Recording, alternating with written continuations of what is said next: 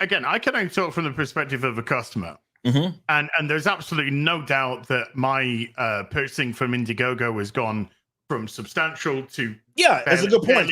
I know you used to back hella fucking campaigns. A lot of campaigns. A lot of campaigns from a lot of different people. I'm pretty much down to just Graham Nolan. That's what I'm down to now. Because Graham Nolan does deliver. Yeah. And that's due to multiple people failing multiple times. And some of them being literally years late. Some of them have had to chase to see, where's lack of communication, awful communication. That's probably the biggest part, is it not? It's like I said, people are a lot more forgiving and understanding when you're keeping them in the loop, right? I think that what ends up happening is you have the lack of communication, and then you couple that with this, like, it seems like it's more malpractice than it is like a hiccup, right? There's some things that are not in your control. Hell, I just talked about it with CGC, right? Like, some things happen with that out of my control, right?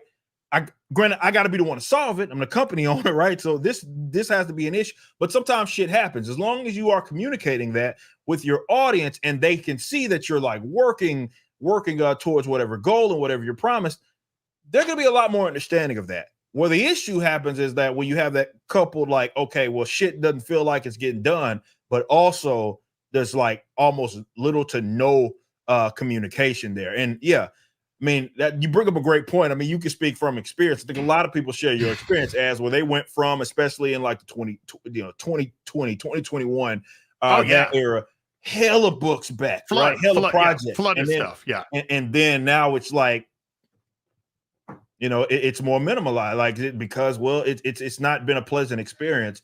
And that's unfortunately a case of some people souring the bunch, right? Because there are a lot of hard workers. You bring up Graham. There's a lot of guys that are even in our space that have been able to deliver in a relative. Again, things happen. Hell, even with stuff like what happened with the Ghost of the Badlands, like that didn't necessarily get right on point, but it was relatively quicker after. We both have it. I have it out there in my studio. We have the copies. They are here. So big shout out to our man's Razor Fist. So as well as George. So seeing that is really cool, and you hate to see that there's a soured experience, but I mean, customers aren't stupid, right? And money, especially in this day and age, bro, ain't going as far as what it did back then. So people are going to be a lot more selective in who they give their money to. And I can totally empathize with people being like, look, man, I'm out on the experience. So, I mean, look, if Indiegogo ends up working for them, and a lot of backers to get more confident in certain crowdfunding projects, that works for everybody. That benefits backers, that benefits people that actually need the crowd fund to make their dreams come true. So that's awesome. Yeah, I mean, from a business perspective with Indiegogo, you can see why they do it. As a YouTuber, I've had people on my show, giving them an opportunity to be put in front of an audience, regardless of how you position yourself, objective into it, it's irrelevant. The fact that they're on your show, people will always perceive that as vouching for them. That's a good point, man. And then you get egg on your face. Yeah, and then you go to bat for it. This is awesome. Hey, go support this, all this shit, and then it don't come into fruition. Yeah, so now I'll just have people who I know are going to fulfill. Yeah, that's a good point. So Graham's always been welcome back. Chuck, when he does his books and stuff, he's always been welcome on. And obviously, we have our own discussions with the Ripverse, because the Ripverse itself, with its delivery service, it's not a pay and wait. It's we've done the books, and we're doing a campaign, then it's shipping.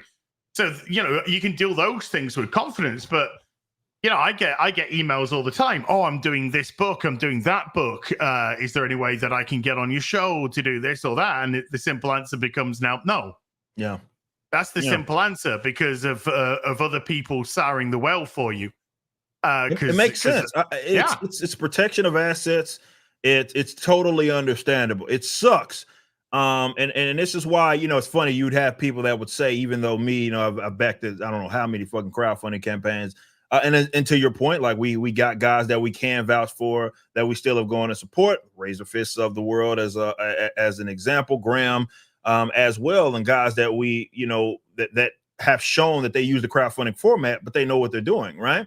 So, I totally get though people saying I'm kind of checking out, but I would argue, and then it's funny you get guys that say folks like myself are attacking crowdfunding, just because they need a fucking villain or whatever. When I've never done that, but it's like you can make the argument that the people that are souring folks on it are the folks it's malpractice, being unprofessional, right? With it and maybe not delivering. Those are guys are souring getting more than anything that I could ever say or do, because I've been on record saying a million times, crowdfunding has completely changed the game.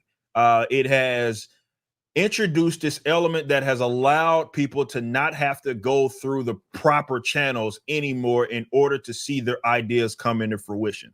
So on net, it's a positive for sure, and it has been for independent creators. That said, from a customer standpoint, backers standpoint, I totally understand why there are people that have been soured out on the experience because of folks that have unfortunately maybe used it irresponsibly. Maybe it is as a piggy bank. Maybe it is as something I can kind of get around to it when I get around to it, and that's just unprofessional. And I totally understand why some people are out on the experience. I mean, hell, even when we started our company, right? And, we took the transparency element of that crowdfunding introduced, right? You get people that even just because they saw like campaign numbers, right? They'll be like, oh man, am I going to have to wait? And we'd have to tell people like, no, it's done. Yeah, it's done. You're going to get it in a timely manner, right?